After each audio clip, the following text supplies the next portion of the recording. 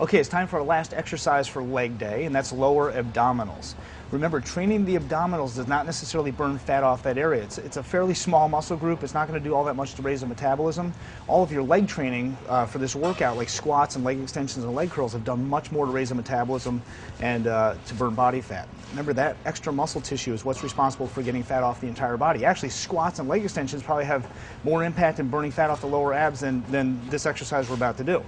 Conveniently, I have a subject. Robin has been nice enough to volunteer here. It's a lot easier than doing it myself. Go ahead and bring your knees up here, Robin. Feet down. There's a few different ways I want to show you to train the lower abdominals safely. Remember, leg lifts, anything where your feet are out far away from you and you're arching your lower back, works the hip flexors. It really doesn't put much emphasis on the abs.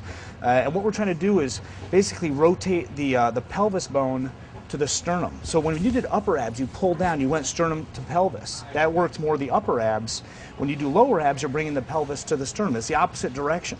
And you can't help but work upper when you work lower. I mean, they do kind of contract together, but this does help isolate it.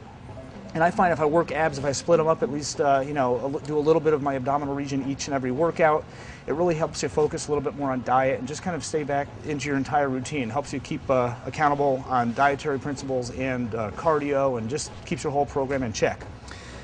This is probably the most basic way to work lower abdominals. All you're going to do, keep your hands down like this, and just bring your knees back towards your chest. All you're doing is a rotation of the hips, just a little bit, and then back down, tapping your toes to the table or the mat if you're on the floor, just like that. Now, this motion, go ahead and bring your feet up for a second. This motion right here, anything past this is more hip flexor. It's not really getting the abdominal muscles all that much. So you really don't want your knees to go that much further than this, like a 45-degree angle at most. So what I tell people is to touch your toes, tap your toes down to the table, and then rock back. So by doing this, if you tapped anything other than your toes, like your entire foot or your heel, you'd be tempted to go further away. You'd keep your feet farther away from your body. You can feel your back start to arch. And slowly back down, just like that. So that's the first basic exercise for lower abdominal training. Now, Robin here is a mother of two twins, so she's in phenomenal shape considering, or even not, right? But we're gonna do a little bit more advanced principle here. You're gonna bring your knees back to your chest, and now rotate, pushing your fingers into the table, so your hips actually are gonna rise off the table a little bit, and then back down, tap your toes. So dig your fingernails, dig your ends of your finger, just like that. This is actually a much more direct exercise for the lower abdominal muscles because the hips are coming up. You want to breathe out while you exhale. Breathe out on the way up, slowly down, tap the toes. All the way back, hold it. Feel a little tougher, right? Or you could just go until the hips just touch and then go right back. This involves really no hip flexors whatsoever. Okay, take a little break. So that's one exercise for the lower abdominals. You probably already felt it a little bit. Feel free to push in there, dig in with your fingers and get some leverage because you're going to tend to tilt towards your lower body. You want to push against it. Now you could do this with your hands behind your head or on your chest and do an upper body crunch at the same time, but we're trying to basically segment the body parts, segment the abdominals into different regions. Upper abs one day, lower abs another, obliques another. Okay, one way of providing resistance on your lower abs is to cross one foot over your knee, just like that, okay? Now the tightness of your glute muscle, the gluteus maximus, medius, and minimus, back behind your right hip, is actually going to provide a little resistance. So now when you do the same exercise, go down and tap your toe, this ankle, this right ankle, is actually pushing against the left knee, so it provides a lot of resistance. These are very, very tough. You keep going until I'm done talking, okay?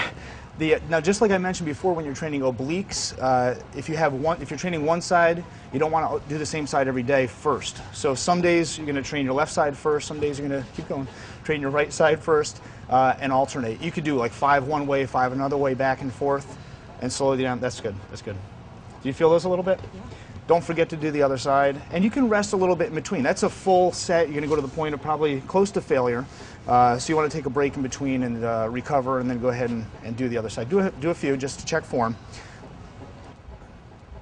Now remember, if you keep your foot close to your body and only tap your toe, you're not going to use your hip flexor. If the foot comes away from your body, back down like this leg, the right leg in this case, goes more than 45-degree angle, and you start to feel a little bit of an arch in your lower back.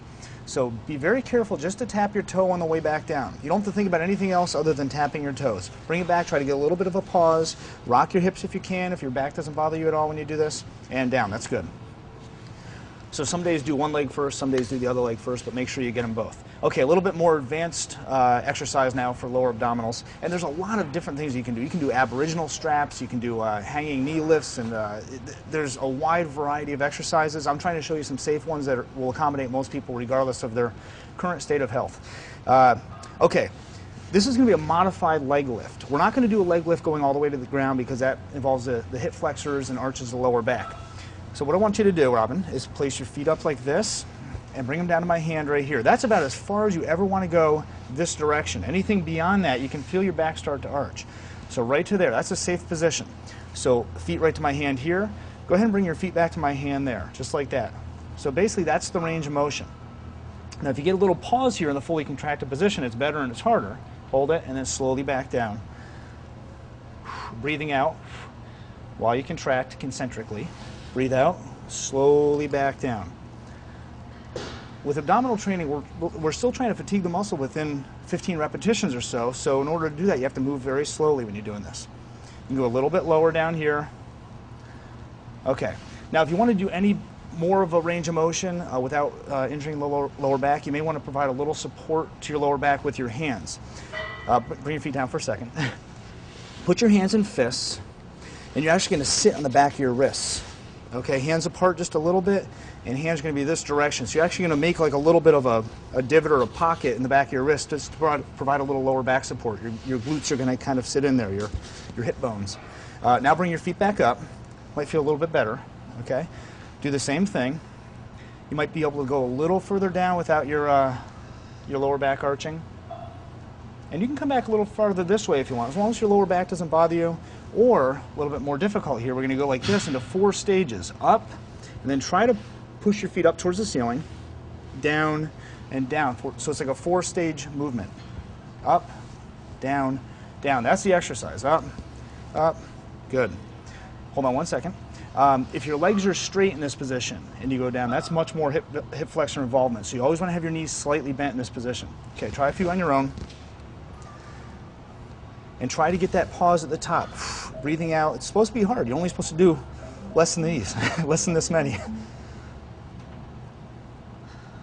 So that's a more advanced way of doing this. Bend your knees. I almost said elbows. Back down, and that's it for lower abdominal training. Start maybe with the first rock backs. You can remove your hands if you like. Start with the rock backs. Maybe progress to the one leg over the knee, one ankle over the knee, and then use this as a more advanced training principle. That's it for lower abs. You finished leg day, and congratulations. We're going on to the next day, pull day.